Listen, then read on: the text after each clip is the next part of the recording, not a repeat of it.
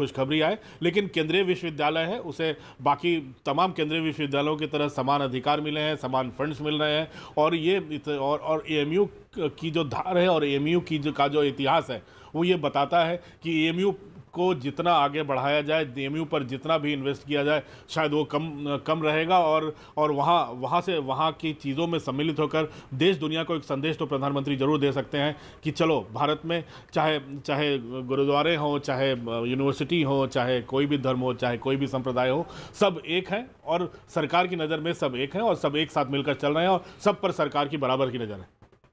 तो आज एएमयू शताब्दी समारोह हो रहा है। अब से थोड़ी देर पहले ही शिक्षा मंत्री ने संबोधन दिया और प्रधानमंत्री नरेंद्र मोदी तस्वीरों में आपको नजर आ रहे हैं, जुड़ चुके हैं, वीडियो कॉन्फ्रेंसिंग के जरिए ही वो जुड़े हैं। और 1964 के बाद इस समारोह में शामिल होने वाले पहले प्रधानमंत्री नरेंद्र मोदी हो गए हैं। 100 साल पहले 1920 में एएमयू की स्थापना हुई थी। 1155 एकड़ में ये फैला हुआ है और यहाँ कई सौगात प्रधानमंत्री नरेंद्र मोदी दे सकते हैं, ऐसा लोग उम्मीद कर रहे हैं, क्योंकि वहां जो लोग हैं वो ये कह रहे हैं कि भाई बड़ा नेता पहुंच रहा है, बड़ा उपहार देगा। ऐसे संकेत अब से थोड़ी देर पहले शिक्षा मंत्री जब वीडियो कॉन्फ्रेंसिंग के जरिए संबोधित कर रहे थे तो उन्होंने भी दिया कि अब आए हैं प्रधानमंत्री नरेंद्र मोदी संबोधन करने, तो यहाँ कई सौगात वहां दिए जा सकते हैं। 1964 के बाद इस समारोह में शामिल होने वाले प्रधानमंत्री नरेंद्र मोदी पहले प्रधानमंत्री होंगे। और 28,000 से ज्यादा यहाँ पर छात्र हैं, 80 हॉस्टल हैं यहाँ पर, 1300 से ज्यादा टीचर हैं, 5600 से ज्यादा नॉन टीचिंग स्टाफ है यहाँ पर। तो प्रधानमंत्री नरेंद्र मोदी जब यहाँ पहुंचे हैं तो क्या उनके पिटारे से निकलेगा, ये देखना होगा। अब से थोड़ी देर में देखिए संबोधन करेंगे प्रधानमंत्री नरेंद्र मोदी का संबोधन शुरू होगा। अमिताभ, देखिए, थोड़ी देर में संबोधन शुरू होगा, लेकिन सबसे खास बात है कि प्रोफेसर मंसूर जो वहाँ के वीसी हैं, जिन्होंने अभी थोड़ी देर पहले संबोधित किया है, उन्होंने तमाम लोगों से अपील की थी, तमाम स्टाफ से, तमाम जितने छात्र हैं वहाँ पर, सबसे एलुमनी एसोसिएशन जो वहाँ का है, छात्रों का जो संघ है, स्टूडेंट्स हैं, जितने वेल विशर है एएमयू के, कि आप लोग सभी शताब्दी समारोह में एक्टिवली पार्टिसिपेट कीजिए। और इस शताब्दी समारोह को रिपब्लिक, जैसे हम लोग गणतंत्र दिवस मनाते हैं, जैसे स्वतंत्रता दिवस मनाते हैं, जैसे मिलाद उन नबी ईद मनाते हैं, गांधी जयंती मनाते हैं, उसी तरह से इस शताब्दी समारोह को अलीगढ़ मुस्लिम यूनिवर्सिटी के आप किसी भी विवाद से परे रखिए। और मुझे लगता है कि वीसी साहब की ये अपील काम भी कर रही है और प्रधानमंत्री के आने के बाद भी अगर छोटी मोटी से गुगाहटें उस इलाके में हुई भी हों तो वो उनको कवरेज मिली नहीं है, वो लोग उसके बारे में ज़्यादा हंगामा हुआ भी नहीं है। और वीसी का ये पहल काफ़ी सराहनीय है, क्योंकि उन्होंने खुद ही पर्सनल अपील की है तमाम उन लोगों से जो एएमयू से जुड़े रहे हैं। तो जाहिर तौर पर एक सौहार्दपूर्ण माहौल में शताब्दी समारोह शुरू हो रहा है, जिसके बारे में अब से थोड़ी देर में प्रधानमंत्री मोदी खुद बोलेंगे, जिसके बारे में एएमयू का इतिहास भी दोहराएंगे, एएमयू के लोगों का भी इतिहास दोहराएंगे, तो वहाँ से जो पास आउट हुए हैं उनका क्या रिकॉर्ड रहा है, चाहे डॉक्टर जाकिर हुसैनी ही क्यों ना हो, तमाम लोगों के बारे में बताएंगे कि कैसे उन्होंने देश की एकता के लिए उन्होंने काम किया, देश की अखंडता के लिए लोगों ने काम किया, कैसे आज़ादी की लड़ाई में यहाँ के लोगों का, यहाँ के छात्रों का योगदान रहा। ये तमाम चीज़ें हैं जो पास्ट को फ्यूचर से जोड़ने के लिए प्रधानमंत्री इस्तेमाल करने वाले हैं। तो जाहिर तौर पर एक शताब्दी समारोह की शुरुआत में प्रधानमंत्री का शामिल होना, वहाँ के वीसी की अपील, वहाँ के छात्रों का शामिल होना इस वर्चुअल संवाद में, ये काफ़ी कुछ संदेश भी दे रहा है। अर्पिता, बिल्कुल। और इस कार्यक्रम को यादगार बनाने के लिए देखिए प्रधानमंत्री एक विशेष डाक टिकट भी जारी करेंगे। अमिताभ, बिल्कुल, ये विशेष डाक टिकट तो 100 साल के उपलब्धि के अवसर पर तो बनता ही है एएमयू के लिए, खासकर ऐसी यूनिवर्सिटी की जिसका ट्रैक रिकॉर्ड भी काफ़ी अच्छा रहा हो। और आज़ादी की लड़ाई से लेकर अब तक सर सैयद अहमद खान ने जैसा कि पहले भी बताया कि एक पेड़ के नीचे इस एंग्लो ओरिएंटल कॉलेज की स्थापना की थी अलीगढ़ में, और उसके बाद उसका आधार इतना बढ़ गया कि आज आप समझ लो 145 सालों के बाद इस यूनिवर्सिटी में 38,000 छात्र पढ़ रहे हैं, जहां तमाम दुनिया भर के टेक्निकल कोर्सेज हैं, जहां के पढ़े हुए छात्र विदेशों तक जा रहे हैं। और इसके बारे में इसकी तारीफ़ों में जितना भी लिखें आप कम है। इतिहास की जो भी पुस्तक पढ़ें, जो भी पाठ्यक्रम पढ़ें, चाहे स्कूल हो, चाहे कॉलेज हो, चाहे उसके ऊपर रिसर्च करना हो, इतिहास के हर पन्ने में अलीगढ़ मुस्लिम यूनिवर्सिटी का नाम है। आज़ादी की लड़ाई से लेकर आज तक भारत रत्न भी वहाँ से 2 हो चुके हैं। तो ये बहुत बड़ी उपलब्धि है, और जहाँ प्रधानमंत्री खुद अब से मुझे लगता है अब से थोड़ी देर में बोलना शुरू कर रहे हैं। देखिए, ये उद्घाटन करते हुए यहाँ पर प्रधानमंत्री नरेंद्र मोदी वीडियो कॉन्फ्रेंसिंग के जरिए यहाँ पर जुड़े हैं, और किस तरीके से क्या उपलब्धि रही, क्योंकि शताब्दी समारोह था। देखिए जरा।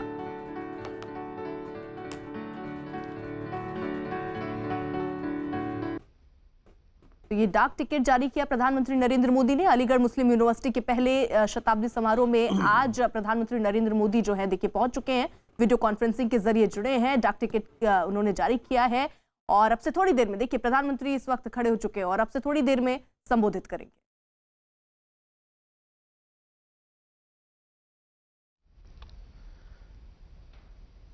अलीगढ़ मुस्लिम यूनिवर्सिटी के chancellor his holiness doctor Syedna Mufaddal Saifuddin साहब, शिक्षा मंत्री डॉक्टर रमेश पोखरियाल निशंक जी,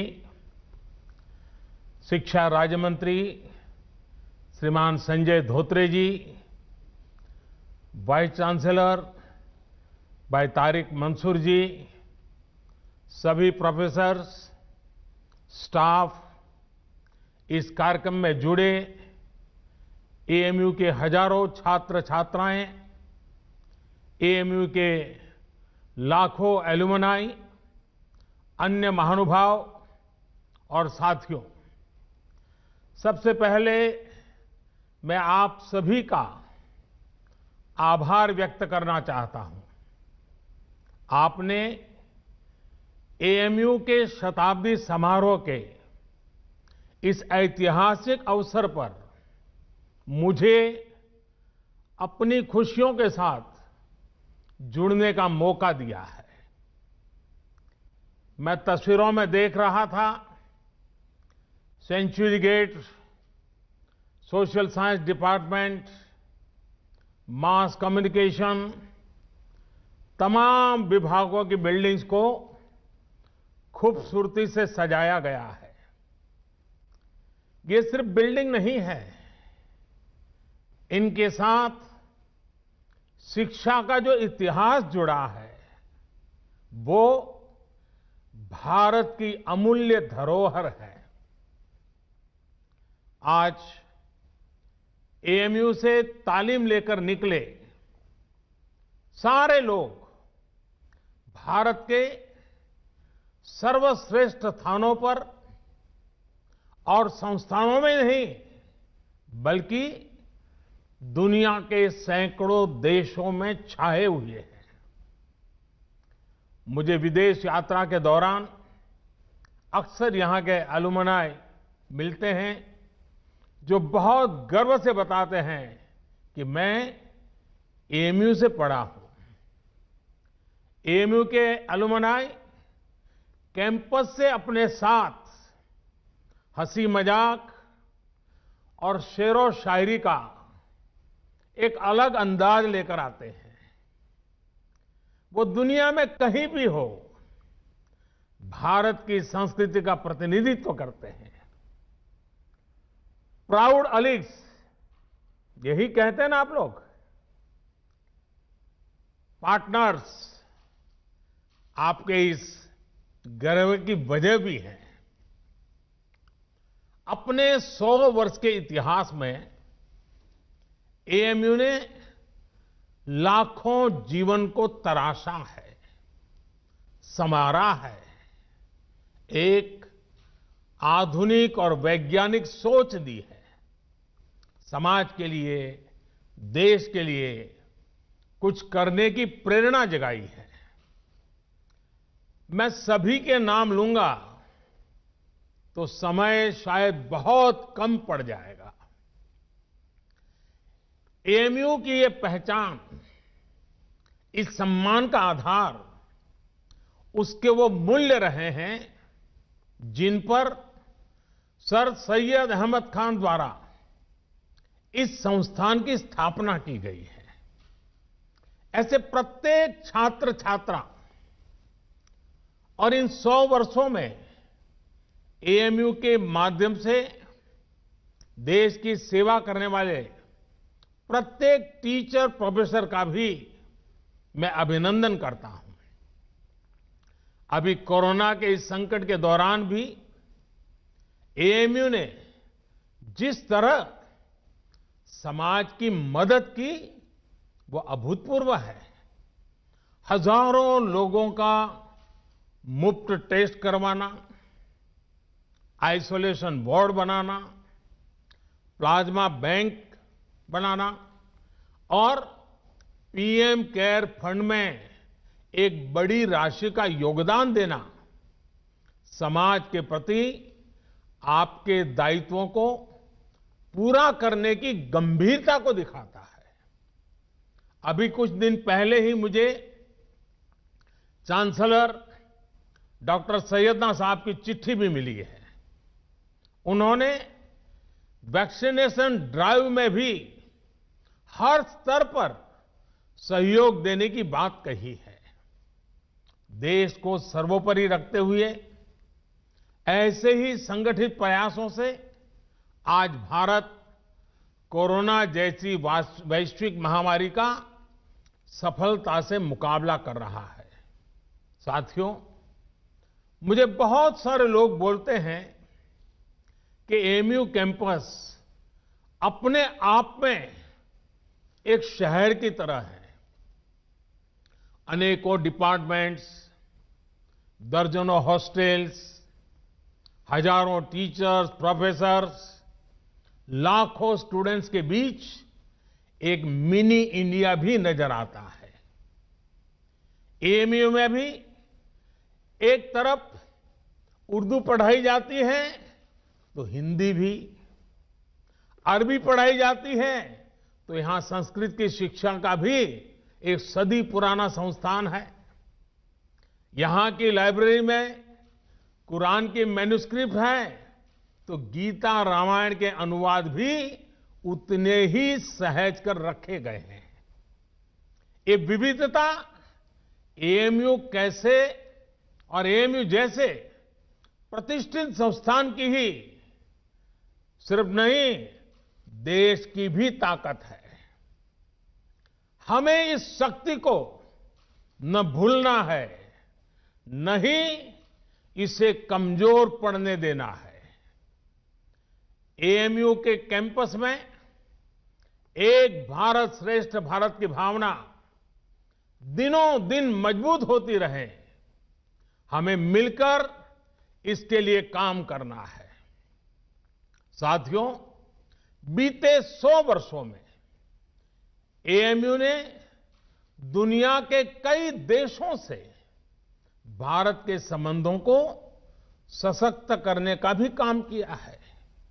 उर्दू, अरबी और फारसी भाषा पर यहां जो रिसर्च होती है, इस्लामिक साहित्य पर जो रिसर्च होती है, वो समूचे इस्लामिक वर्ल्ड के साथ भारत के सांस्कृतिक रिश्तों को नई ऊर्जा देती है। मुझे बताया गया है कि अभी लगभग 1000 विदेशी स्टूडेंट्स हमारे यहां एएमयू में पढ़ाई कर रहे हैं। ऐसे में एएमयू की ये भी जिम्मेदारी है कि हमारे देश में जो अच्छा है, जो बेहतरीन है, जो देश की ताकत है, वो देखकर, वो सीखकर, उसकी यादें लेकर के ये छात्र अपने अपने देशों में जाएं। क्योंकि एएमयू में जो भी बातें वो सुनेंगे, देखेंगे, उसके आधार पर वो राष्ट्र के तौर पर भारत की आइडेंटिटी से जोड़ेंगे। इसलिए आपके संस्थान पर एक तरह से दोहरी जिम्मेदारी है, अपना रिस्पेक्ट बढ़ाने की और अपनी रिस्पॉन्सिबिलिटी बखूबी निभाने की। आपको एक तरफ अपनी यूनिवर्सिटी की सॉफ्ट पावर को और निखारना है और दूसरी तरफ नेशन बिल्डिंग के अपने दायित्व को निरंतर पूरा करना है। मुझे विश्वास है एएमयू से जुड़ा प्रत्येक व्यक्ति, प्रत्येक छात्र छात्रा अपने कर्तव्यों को ध्यान में रखते हुए ही आगे बढ़ेगा। मैं आपको सर सैयद द्वारा कही गई एक बात, उस बात की आज याद दिलाना चाहता हूं। उन्होंने कहा था, अपने देश की चिंता करने वाले का पहला और सबसे बड़ा कर्तव्य है कि वो सभी लोगों के कल्याण के लिए कार्य करे, भले ही लोगों की जाति, मत या मजहब कुछ भी हो।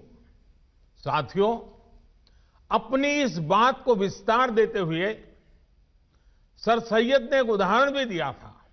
उन्होंने कहा था, जिस प्रकार मानव जीवन और उसके अच्छे स्वास्थ्य के लिए शरीर के हर अंग का स्वस्थ रहना जरूरी है, वैसे ही देश की समृद्धि के लिए भी उसका हर स्तर पर विकास होना आवश्यक है। साथियों, आज देश भी उस मार्ग पर बढ़ रहा है जहां प्रत्येक नागरिक को बिना किसी भेदभाव देश में हो रहे विकास का लाभ मिले। देश आज उस मार्ग पर बढ़ रहा है जहां का प्रत्येक नागरिक संविधान से मिले अपने अधिकारों को लेकर निश्चिंत रहे, अपने भविष्य को लेकर के निश्चिंत रहे। देश आज उस मार्ग पर बढ़ रहा है जहां मजहब की वजह से कोई पीछे न छूटे, सभी को आगे बढ़ने के समान अवसर मिले, सभी अपने सपने पूरे करें। सबका साथ, सबका विकास, सबका विश्वास, यह मंत्र इसका मूल आधार है। देश की नीयत और नीतियों में यही संकल्प झलकता है। आज देश गरीबों के लिए जो योजनाएं बना रहा है, जो बिना किसी मत मजहब के भेद के हर वर्ग तक पहुंच रही हैं, बिना किसी भेदभाव 40 करोड़ से ज्यादा गरीबों के बैंक खाते खुले, बिना किसी भेदभाव 2 करोड़ से ज्यादा गरीबों को पक्के घर दिए गए, बिना किसी भेदभाव 8 करोड़ से ज्यादा महिलाओं को गैस कनेक्शन मिला, बिना किसी भेदभाव कोरोना के इस समय में 80 करोड़ देशवासियों को मुफ्त अन्न सुनिश्चित किया गया, बिना किसी भेदभाव आयुष्मान योजना के तहत 50 करोड़ लोगों को 5 लाख रुपए तक का मुफ्त इलाज संभव हुआ। जो देश का है वो हर देशवासी का है और इसका लाभ हर देशवासी को मिलना ही चाहिए। हमारी सरकार इसी भावना के साथ काम कर रही है। साथियों, कुछ दिन पहले मेरी मुलाकात अलीगढ़ मुस्लिम यूनिवर्सिटी के ही एक एल्यूमनाई से हुई थी। वो एक इस्लामिक स्कॉलर भी है। उन्होंने एक बहुत इंटरेस्टिंग बात मुझे बताई जो मैं आपसे भी शेयर करना चाहता हूं।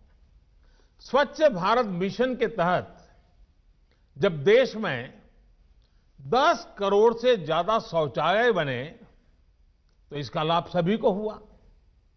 ये शौचालय भी बिना भेदभाव ही बने थे, लेकिन एक उसका एस्पेक्ट ऐसा जिनकी उतनी चर्चा नहीं हुई है और न ही एकेडमिक वर्ल्ड का इस पर उतना ध्यान गया है।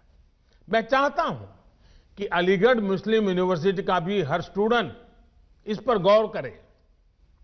मेरे साथियों, एक समय था जब हमारे देश में मुस्लिम बेटियों का ड्रॉप आउट रेट, शिक्षा में से ड्रॉप आउट रेट 70% से ज्यादा था, 70% से ज्यादा था।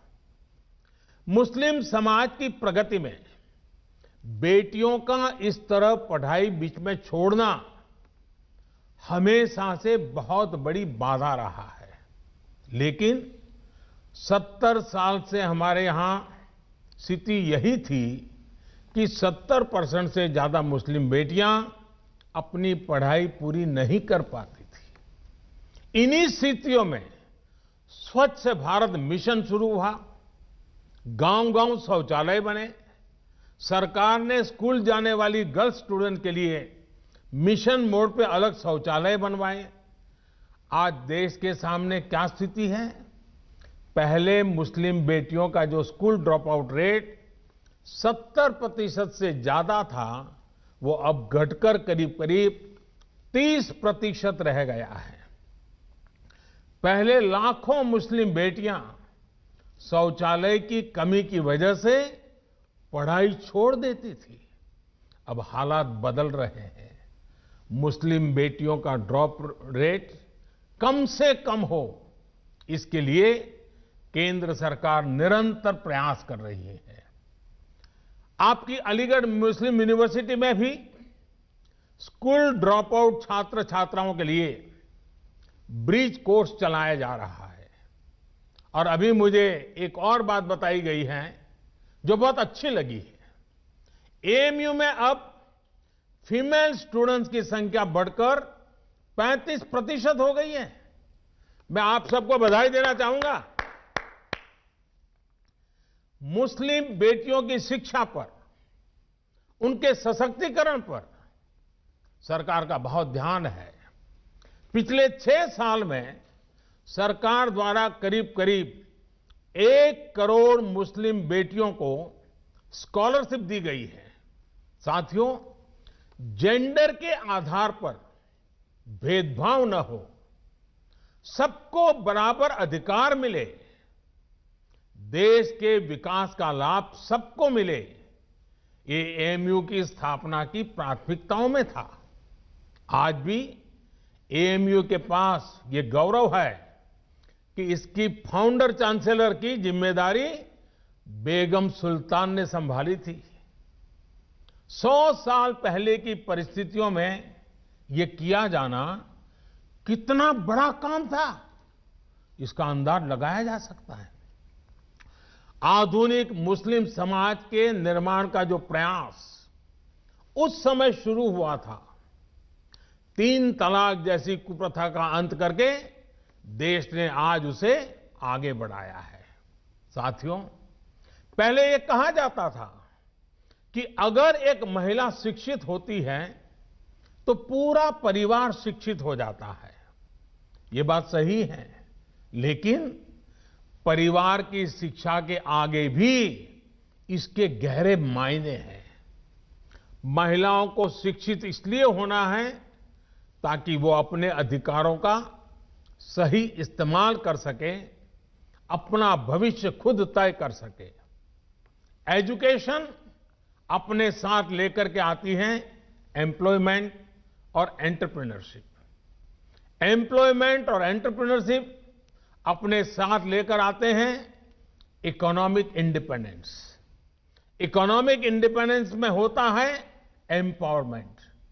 एक एम्पावर्ड वुमेन का हर स्तर पर, हर फैसले में उतना ही बराबर का योगदान होता है जितना किसी और का।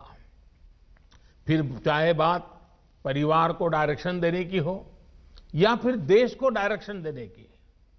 आज जब मैं आपसे बात कर रहा हूं तो देश की अन्य शिक्षा संस्थाओं से भी कहूंगा कि ज्यादा से ज्यादा बेटियों को शिक्षा में जोड़े और उन्हें सिर्फ एजुकेशन ही नहीं बल्कि हायर एजुकेशन तक लेकर के जाएं। साथियों, एएमयू ने हायर एजुकेशन में अपने कंटेम्पररी करिकुलम में उससे बहुतों को आकर्षित किया है। आपकी यूनिवर्सिटी में इंटर डिसिप्लिनरी विषय पहले से पढ़ाए जाते हैं। अगर कोई छात्र साइंस में अच्छा है और उसे हिस्ट्री भी अच्छी लगती है तो ऐसी मजबूरी क्यों हो कि वो किसी एक को ही चुन सके। यही भावना नई राष्ट्रीय शिक्षा नीति में है, न्यू एजुकेशन पॉलिसी में है। इसमें 21वीं सदी में भारत के स्टूडेंट्स की जरूरतों, उसके इंटरेस्ट को सबसे ज्यादा ध्यान में रखा गया है। हमारे देश का युवा नेशन फर्स्ट के आह्वान के साथ देश को आगे बढ़ाने के लिए प्रतिबद्ध है। वो नए नए स्टार्टअप्स के जरिए देश की चुनौतियों का समाधान निकाल रहा है। रेशनल थिंकिंग और साइंटिफिक आउटलुक उनकी पहली प्रायोरिटी है। राष्ट्रीय शिक्षा नीति में भारत के युवाओं की इसी एस्पिरेशंस को प्राथमिकता दी गई है। हमारी कोशिश ये भी है कि भारत का एजुकेशन इकोसिस्टम दुनिया के आधुनिक शिक्षा व्यवस्थाओं में से एक बने।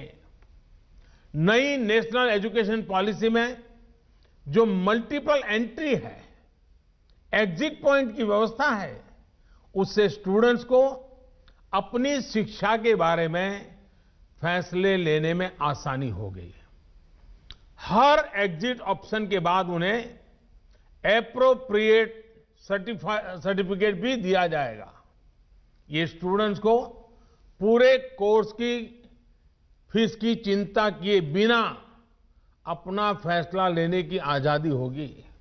साथियों, सरकार हायर एजुकेशन में नंबर ऑफ एनरोलमेंट्स बढ़ाने और सीटें बढ़ाने के लिए भी लगातार काम कर रही है।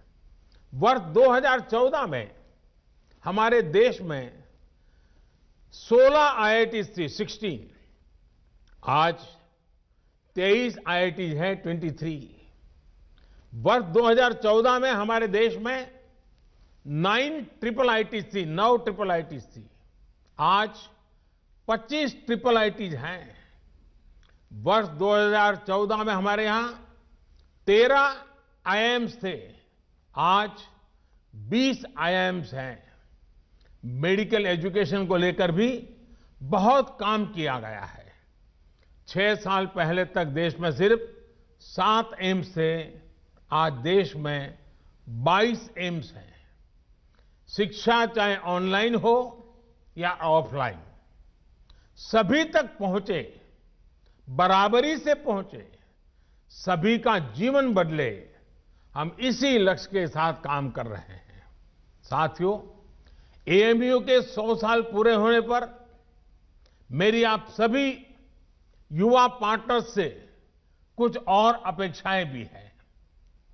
क्यों ना 100 साल के इस मौके पर एएमयू के 100 हॉस्टल्स एक एक्स्ट्रा करिकुलर टास्क करें। ये टास्क देश की आजादी के 75 साल पूरे होने से जुड़े हों। जैसे एएमयू के पास इतना बड़ा इनोवेटिव और रिसर्च ओरिएंटेड टैलेंट है, क्यों न हॉस्टल के छात्र ऐसे स्वतंत्रता संग्राम के सेनानियों पर रिसर्च करके उनके जीवन को देश के सामने लाए, जिनके बारे में अभी उतनी जानकारी नहीं है। कुछ स्टूडेंट्स इन महापुरुषों के जन्मस्थान जाएं, उनकी कर्मभूमि जाएं, उनके परिवार के लोग अब कहां हैं, उनसे संपर्क करें। कुछ स्टूडेंट्स ऑनलाइन रिसोर्स को एक्सप्लोर करें। उदाहरण के तौर पर 75 हॉस्टल्स एक एक आदिवासी फ्रीडम फाइटर पर एक एक रिसर्च डॉक्यूमेंट तैयार कर सकते हैं। इसी तरह 25 हॉस्टल्स महिला फ्रीडम फाइटर्स पर रिसर्च कर सकते हैं, काम कर सकते हैं। एक और काम है जो देश के लिए एएमयू के छात्र छात्राएं कर सकते हैं। एएमयू के पास देश की इतनी बेशकीमती प्राचीन पांडुलिपियां हैं। ये सब हमारी सांस्कृतिक धरोहर है। मैं चाहूंगा कि आप टेक्नोलॉजी के माध्यम से इन्हें डिजिटल, इन्हें वर्चुअल अवतार में पूरी दुनिया के सामने लाएं। मैं एएमयू के विशाल एलुमनाई नेटवर्क को भी आह्वान करता हूं कि नए भारत के निर्माण में अपनी भागीदारी और बढ़ाएं। आत्मनिर्भर भारत अभियान को सफल बनाने के लिए, वोकल फॉर लोकल को सफल बनाने के लिए बहुत कुछ किया जाना बाकी है। इसे लेकर अगर मुझे एएमयू से सुझाव मिले, एएमयू एलुमनाई के सुझाव मिले, तो मुझे बहुत खुशी होगी। साथियों, आज पूरी दुनिया की नजरें भारत पर है। जिस सदी को भारत की सदी बताया जा रहा है, उस लक्ष्य की तरफ भारत कैसे आगे बढ़ता है, इसे लेकर पूरी दुनिया में क्यूरियोसिटी है। इसलिए आज हम सभी का एकमात्र और एक निष्ठ लक्ष्य ये होना चाहिए कि भारत को आत्मनिर्भर कैसे बनाएं। हम कहां और किस परिवार में पैदा हुए, किस मत मजहब में बड़े हुए, इससे भी अहम यह है कि हर एक नागरिक की आकांक्षाएं और उसके प्रयास देश की आकांक्षाओं से कैसे जुड़े। जब इसको लेकर एक मजबूत नींव पड़ेगी तो लक्ष्य तक पहुंचना और आसान हो जाएगा। साथियों, समाज में वैचारिक मतभेद होते हैं, ये स्वाभाविक भी है, लेकिन जब बात राष्ट्रीय लक्ष्यों के प्राप्ति की हो तो हर मतभेद किनारे रख देना चाहिए। जब आप सभी युवा साथी इस सोच के साथ आगे बढ़ेंगे तो ऐसी कोई मंजिल नहीं जो हम मिलकर के हासिल न कर सके। शिक्षा हो, आर्थिक विकास हो, बेहतर रहन सहन हो, अवसर हो, महिलाओं का हक हो, सुरक्षा हो, राष्ट्रवाद हो, ये जो चीजें हैं जो हर नागरिक के लिए जरूरी होती है, ये कुछ ऐसे मुद्दे हैं जिन पर हम अपनी राजनीतिक या वैचारिक मजबूरियों के नाम पर असहमत हो ही नहीं सकते। यहां अलीगढ़ मुस्लिम यूनिवर्सिटी में इन मुद्दों पर बात करना मेरे लिए इसलिए भी स्वाभाविक है क्योंकि यहां से स्वतंत्रता के अनेक सेनानी निकले हैं, इस मिट्टी से निकले हैं।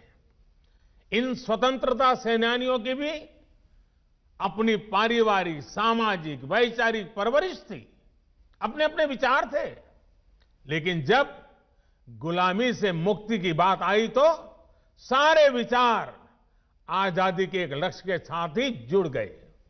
साथियों, हमारे पूर्वजों ने जो आजादी के लिए किया, वही काम अब आपको, युवा पीढ़ी को नए भारत के निर्माण के लिए करना है।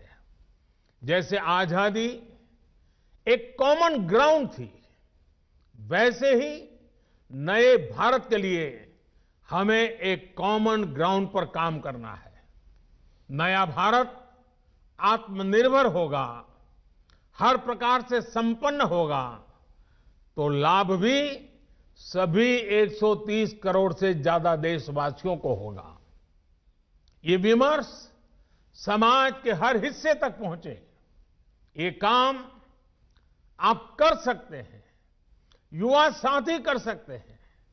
साथियों, हमें यह समझना होगा कि सियासत सोसाइटी का एक अहम हिस्सा है, लेकिन सोसाइटी में सियासत के अलावा भी दूसरे मसले हैं। सियासत और सत्ता की सोच से बहुत बड़ा, बहुत व्यापक किसी भी देश का समाज होता है। पॉलिटिक्स के ऊपर भी समाज को आगे बढ़ाने के लिए बहुत स्पेस होती है। उस स्पेस को भी एक्सप्लोर करते रहना बहुत जरूरी है। ये काम हमारे एएमयू जैसे कैंपस कर सकते हैं, आप सभी कर सकते हैं।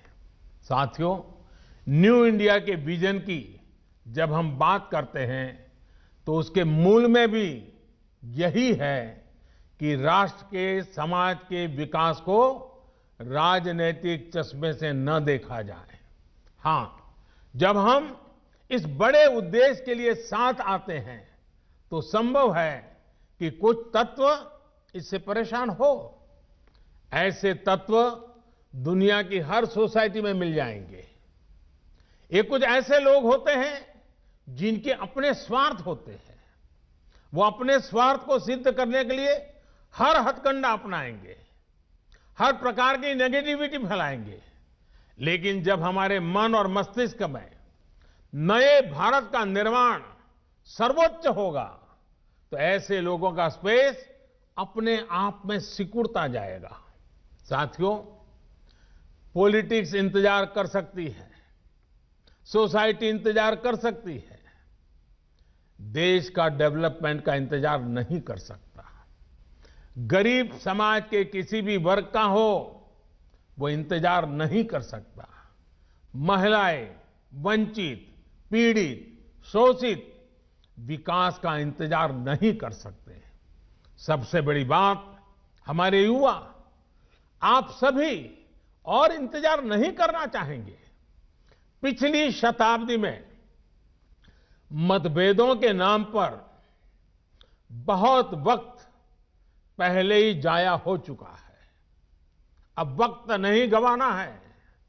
सभी को एक लक्ष्य मिलकर, एक लक्ष्य के साथ मिलकर नया भारत, आत्मनिर्भर भारत बनाना है। साथियों, 100 साल पहले 1920 में जो युवा थे, उन्हें देश की आजादी के लिए संघर्ष करने का, खुद को समर्पित करने का, बलिदान देने का अवसर मिला था। उस पीढ़ी के तप और त्याग से देश को 1947 में आजादी मिली थी। आपके पास, आज की पीढ़ी के पास आत्मनिर्भर भारत, नए भारत के लक्ष्य को पूरा करने के लिए बहुत कुछ करने का अवसर है। वो समय था 1920 का, ये समय है 2020 का। 1920 के 27 साल के बाद देश आजाद हुआ था। 2020 के 27 साल बाद, जो कि अगले 27 साल 2020 से 2047 आपके जीवन के बहुत महत्वपूर्ण साल है। वर्ष 2047 में जब भारत अपनी आजादी के 100 वर्ष पूरा करेगा, आप उस ऐतिहासिक समय के भी साक्षी बनेंगे। इतना ही नहीं, इन 27 साल में आधुनिक भारत बनाने के आप हिस्सेदार होंगे। आपको हर पल देश के लिए सोचना है, अपने हर फैसले में देश हित सोचना है। आपका हर निर्णय देश हित को आधार बनाते हुए ही होना चाहिए। मुझे विश्वास है, हम सब साथ मिलकर आत्मनिर्भर भारत के सपनों को पूरा करेंगे। हम सब मिलकर देश को विकास की नई ऊंचाइयों पर पहुंचाएंगे। आप सभी को एएमयू के 100 वर्ष होने पर फिर से एक बार बहुत बहुत बधाई देता हूं। और इन 100 साल में जिन जिन महापुरुषों ने इस संस्थान की गरिमा को नई ऊंचाई पर ले जाने के लिए निरंतर प्रयास किया है, आज उनका भी पुण्य स्मरण करता हूं, उन सबका भी आदर करता हूं। और फिर एक बार आज के इस पवित्र अवसर से भविष्य के लिए अनेक अनेक शुभकामनाएं देता हूं। विश्व भर में फैले हुए अलुमनाई को भी मैं उत्तम स्वास्थ्य के लिए एक शुभकामना करता हूं, उनके उत्तम भविष्य के लिए भी शुभकामनाएं करता हूं। और एएमयू के भी उत्तम भविष्य के लिए अनेक अनेक शुभकामनाओं के साथ मैं आपको विश्वास दिलाता हूं कि ये सरकार आपकी प्रगति के लिए, आपके सपनों को साकार करने के लिए हम भी कभी पीछे नहीं रहेंगे। इसी एक विश्वास के साथ आपका बहुत बहुत धन्यवाद, बहुत बहुत धन्यवाद। तो प्रधानमंत्री नरेंद्र मोदी को आप सुन रहे थे। एएमयू के शताब्दी समारोह में वो शामिल हुए और उन्होंने वहां पर जो विकास का एजेंडा है उसका जिक्र किया कि समाज इंतजार कर सकता है लेकिन विकास नहीं कर सकता। हम सबको आगे बढ़कर इस पर काम करना होगा, वक्त नहीं गंवाना है, मिलकर नया भारत बनाना है। साथ ही साथ उन्होंने ये इस बात का जिक्र भी किया कि पिछले कुछ वक्त से ये देखा जा रहा है कि जो महिलाएं हैं, खासतौर पे मुस्लिम महिलाएं, उनकी भागीदारी दिख रही है। वो अब पढ़ाई की तरफ आगे बढ़ रही हैं, जो कि एक अच्छे समाज के निर्माण के लिए, एक अच्छे देश के निर्माण के लिए बहुत महत्वपूर्ण है। प्रतिशत एएमयू में महिला छात्रा जो है उनकी बढ़ी है, 35% अब ये पहुंच चुकी है, जिस बात से प्रधानमंत्री नरेंद्र मोदी बेहद खुश भी नजर आए। साथ ही साथ उन्होंने यहाँ न्यू इंडिया विजन पर राजनीति ना हो इसका जिक्र भी किया। राजनीति इंतजार कर सकती है, विकास नहीं, यानी एक तरीके से सबसे ज्यादा फोकस यहाँ विकास को लेकर था। नई सोच, नई ऊर्जा के साथ जो छात्र हैं यहाँ के वो आगे बढ़े। 3 तलाक का जिक्र उन्होंने अपनी इस बात में कही, कुप्रथा का अंत हुआ। उन्होंने कहा कि नए भारत पर कई लोग हैं जो राजनीति कर रहे हैं और नए भारत को राजनीति से दूर रखकर सोचना चाहिए। एएमयू ने आधुनिक सोच दी है और इस सोच को आगे बढ़ाना है, विकास की दिशा की तरफ आगे बढ़ना है। धार्मिक भेदभाव ना हो और भारत पर दुनिया की नजर टिकी हुई है और हमें आगे बढ़ते रहना है, विकास लाना है। एएमयू मिनी इंडिया जैसा है और इसलिए यहाँ के जो छात्र हैं वो एक नई एक तरीके से नई योजना ला सकते हैं, जिस पर सरकार पूरी तरीके से अमल करेगी। वो जो भी अगर विचार रखते हैं तो उस पर साथ देने के लिए तैयार है सरकार। अगर कोई छात्र साइंस में अच्छा है और उसे हिस्ट्री भी अच्छी लगती है तो ऐसी मजबूरी क्यों हो कि वो किसी एक को ही चुन सके। यही भावना नई राष्ट्रीय शिक्षा नीति में है, न्यू एजुकेशन पॉलिसी में है। इसमें 21वीं सदी में भारत के स्टूडेंट्स की जरूरतों, उसके इंटरेस्ट को सबसे ज्यादा ध्यान में रखा गया है। हमारे देश का युवा नेशन फर्स्ट के आह्वान के साथ देश को आगे बढ़ाने के लिए प्रतिबद्ध है। वो नए नए स्टार्टअप्स के जरिए देश की चुनौतियों का समाधान निकाल रहा है। रेशनल थिंकिंग और साइंटिफिक आउटलुक उनकी पहली प्रायोरिटी है। राष्ट्रीय शिक्षा नीति में भारत के युवाओं की इसी एस्पिरेशंस को प्राथमिकता दी गई है। हमारी कोशिश ये भी है कि भारत का एजुकेशन इकोसिस्टम दुनिया के आधुनिक शिक्षा व्यवस्थाओं में से एक बने। नई नेशनल एजुकेशन पॉलिसी में जो मल्टीपल एंट्री है, एग्जिट पॉइंट की व्यवस्था है, उससे स्टूडेंट्स को अपनी शिक्षा के बारे में फैसले लेने में आसानी हो गई है।